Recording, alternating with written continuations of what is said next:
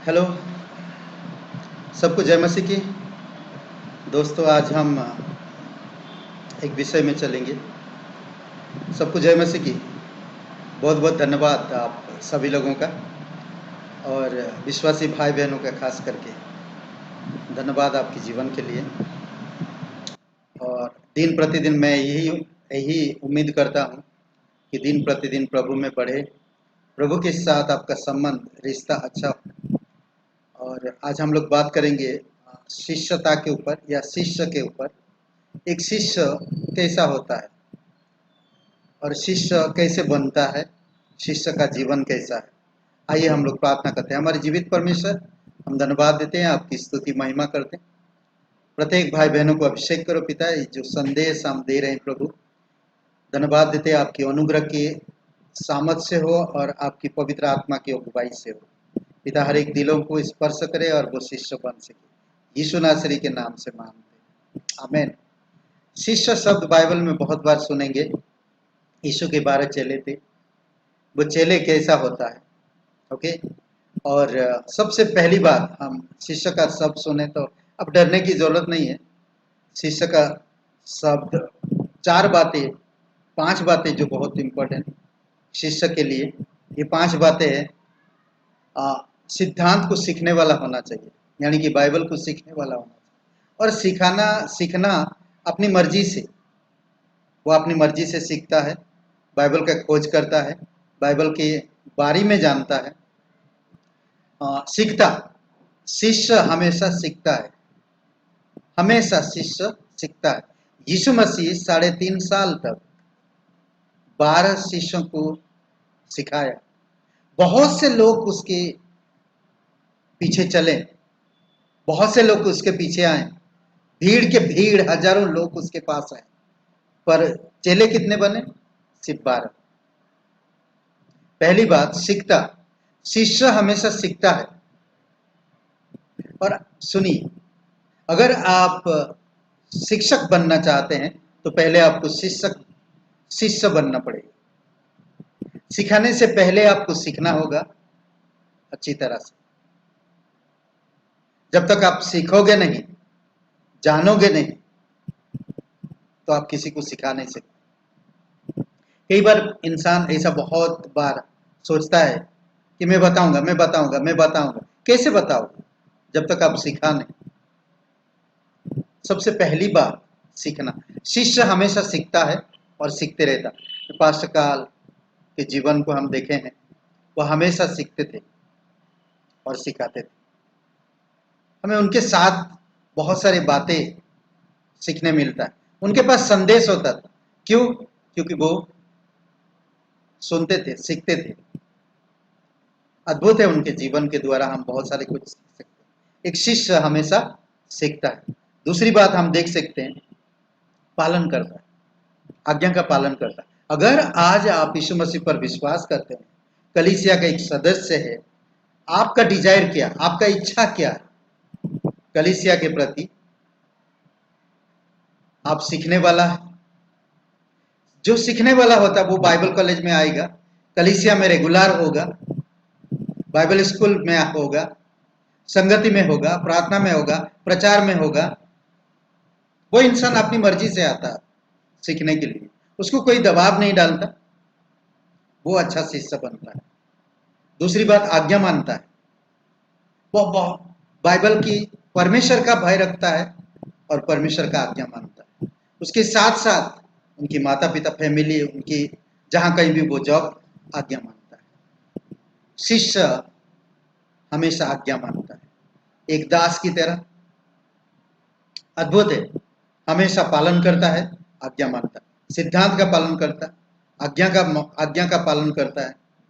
Okay. तीसरी बात हम देखते हैं, शिष्य कई बार गिरेगा पर खड़ा भी हो। शिष्य कई बार गिरेगा पर खड़ा भी हो। इसलिए बहुत जरूरी है, गिर के मत रहो।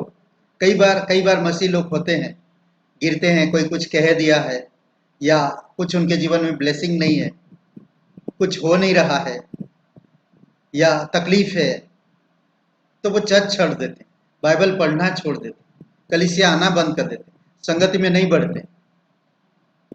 ऐसा मत करें। परमेश्वर का वचन कहता है जो शिष्य बनेगा वो गिरेगा। विश्वास में परखा जाना जरूरी है। अगर आप यीशु मसीह पर विश्वास कर रहे हैं तो परीक्षाएं आएगा, परखा जाएंगे, पर गिरे मत रहे, खड़ा होइए, आगे बढ़िए। दो दो दो उदाहरण समझ लीजिए। एक दौड़ में दो लोग दौड़ रहे हैं और बीच में गड्ढे में दोनों गिर गए। उनमें से एक व्यक्ति उठकर वापस से वो दौड़ में दौड़ना चालू कर दिया। दूसरा व्यक्ति वो गड्ढे में गिरा रहा और वो ये सोच रहा वो गड्ढा किसने खोदा, कैसे हो गया, ये गड्ढा कहां से आ गया, वो विचार कर। मसीह इंसान यीशु पर जो विश्वास करते हैं और जो शिष्य है वो हमेशा वो दूसरों के बारे में नहीं सोचेगा, गड्ढा किसने खोदा उससे कोई मतलब नहीं, वो आगे बढ़ेगा। चौथी बात हम देखते हैं वो परमेश्वर के पीछे चलने वाला व्यक्ति, वो हमेशा वो किसी पास्टर के पीछे नहीं चल रहा, वो किसी कलीसिया के पीछे नहीं चल रहा, वो किसी ऐसे व्यक्ति के पीछे नहीं चल रहा, बल्कि वो परमेश्वर के पीछे चल रहा। इसीलिए वो कलीसिया आता, इसीलिए वो संगति करता, इसीलिए वो प्रचार में आता, आउटरीच में आता है। क्यों? क्योंकि वो परमेश्वर के पीछे चल रहा। चौथी बात, शिष्य हमेशा विश्वास योग्य रहता, विश्वास योग्य रहता हमेशा। वो अपने बारे में नहीं, वो हमेशा शुरू से लेकर अंत तक वो विश्वास योग्य रहता। शिष्य परमेश्वर के प्रति विश्वास योग्य रहता, शुरू से लेकर अंत तक शिष्य विश्वास योग्य रहता। कई बार हम लोग नहीं समझ पाते इन सब बातों। आप अगर शिष्य बनना चाहते हैं तो आपको ये पांच चीजें समझना होगा और करना होगा। पहली बात, सिद्धांतों को सीखना होगा, सीखने वाला बनो। दूसरी बात, सिद्धांतों का आज्ञा पालन करना होगा, आज्ञा पालन करने वाला बनो। तीसरी बात, हम गिरेंगे, हमारे जीवन में परीक्षा आएगा, पर हम गिर के या उस चीज के बारे में सोचते नहीं रहना, हमें आगे बढ़ना, गिर के उठना है और फिर आगे बढ़ना है। चौथी बात, हम परमेश्वर के पीछे चलने वाला बने। पांचवी बात, हम परमेश्वर के प्रति विश्वास योग्य बने। शिष्य का जीवन कैसा है? एक शिष्य का जीवन कैसा है? सबसे पहली बात हम देखते हैं कैसे अपना जीवन जीता है। सबसे पहली बात, वह अपने पैसा छोड़ देता और यीशु के पीछे चलता। अपना पैसा छोड़ देता और वो यीशु के पीछे चलता। पैसा मतलब बहुत सारी चीजें हो सकता, ये इसका मतलब ये नहीं मैं कह रहा हूं कि नौकरी छोड़ दो आप या आपकी कारोबार छोड़ दो, नहीं। पहले आप अपने जीवन में प्राथमिकता दो परमेश्वर और परमेश्वर के पीछे चलो। ध्यान दीजिए, अगर आपके जीवन में परमेश्वर प्राथमिकता है तो सब चीज वो पूरा करेगा। प्राथमिकता होना चाहिए। ओके, दूसरी एक शब्द में कहते हैं कि चेले जाल छोड़ दिए। मरकुस का किताब पहला अध्याय 18-19 वचन में। ओके, पैसा, हमारा जीवन में बहुत सारे त्याग है, हम उस त्याग को करना पड़ेगा, त्याग के अनुसार चलना पड़ेगा, त्याग जीवन चाहिए। दूसरी बात, अपने माता पिता को छोड़ देते हैं। माता पिता को छोड़ने का मतलब ये नहीं कि हम अपनी जीवन में, अपनी मसीह जीवन में प्राथमिकता माता पिता को दें, पर हमें परमेश्वर को हमें प्राथमिकता देना है। ओके, कई बार हम जानते हैं मेरे माता पिता मेरे विश्वास के बीच में आ सकते हैं, या कई बार बाइबल ये नहीं कहता कि माता पिता को छोड़ दो। माता पिता बुजुर्ग भी हो जाएं तब भी हम उनका देखभाल करना है। मतलब कहने का आत्मिक चीजों में, आत्मिक निर्णय में आप माता पिता को पहला स्थान नहीं दे सकते, परमेश्वर को पहला स्थान दीजिए। और आपका जो कर्तव्य है माता पिता के लिए वो करते रहे, छोड़ने के लिए नहीं कह। कई बार होते हैं हम माता पिता के कारण हम परमेश्वर की प्रचार में नहीं जा पाते, माता पिता के कारण हम चर्च नहीं जा पाते, माता पिता के कारण हम संगति नहीं कर पाते, माता पिता के कारण हम आराधना नहीं कर पाते, माता पिता के कारण हम बाइबल नहीं पढ़ सकते, माता पिता के कारण हम शादी नहीं कर सकते।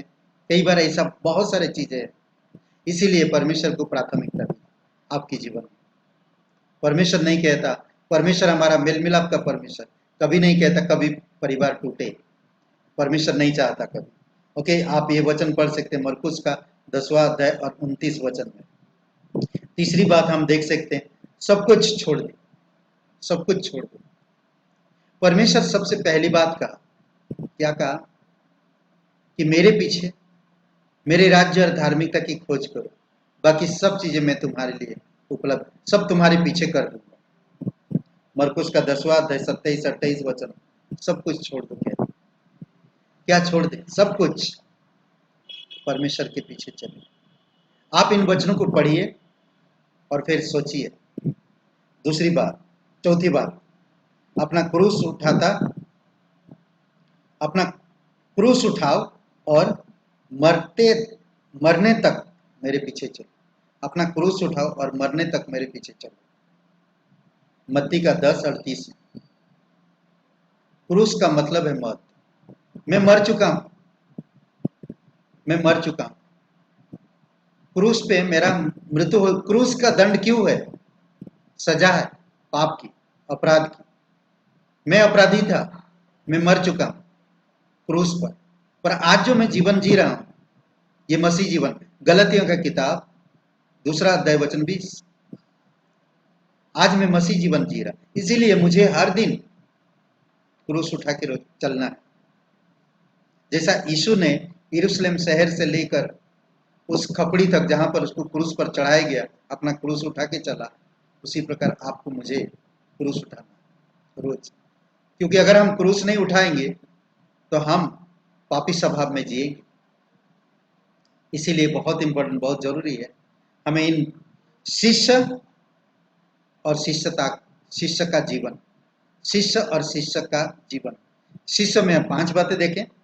सीखता है, आज्ञा पालन करता है, गिरता तो अभी गिरा नहीं रहता, गिर के वो आगे बढ़ता है। चौथी बात हम देखते हैं कि वो परमेश्वर के पीछे चलता है और विश्वासयोग्य रहता है। उसका जीवन कैसा जीना, हम 4 बातें देखें। वो अपनी पैसा छोड़ता है, माता पिता छोड़ता है, सब कुछ छोड़ता है, क्रूस उठाता है, यीशु के पीछे मरते दम तक चलता है। आमीन। आइए हम लोग प्रार्थना करते हैं। हमारे जीवित परमेश्वर, हम धन्यवाद देते हैं। प्रत्येक भाई बहनों को अगुवाई करो और उन्हें शक्ति सामर्थ के साथ तेरी वचनों में, शिष्यता में, तेरी अनुग्रह में, पवित्र आत्मा की इच्छा में बढ़ने की आप शक्ति। धन्यवाद आज का दिन को, इस समय को तेरे चरणों पर रखते पिता धन्यवाद देते हैं। प्रत्येक भाई बहन जो यूट्यूब में वचन सुन रहे हैं, प्रभु आप उनकी व्यक्तिगत जीवन से बातें कर और आत्मिकता में बढ़े, परिपक्व होए, अच्छा एक शिष्य बनकर लोकल कलीसिया में, एक चर्च में बढ़ सके पिता, और उनके जीवन से दूसरों को प्रेरणा मिल सके। धन्यवाद आज का दिन को, इस समय प्रार्थना हमारी उद्धार करता प्रभु यीशु के नाम से मांगते, आमीन। सबको जय मसीह की। धन्यवाद।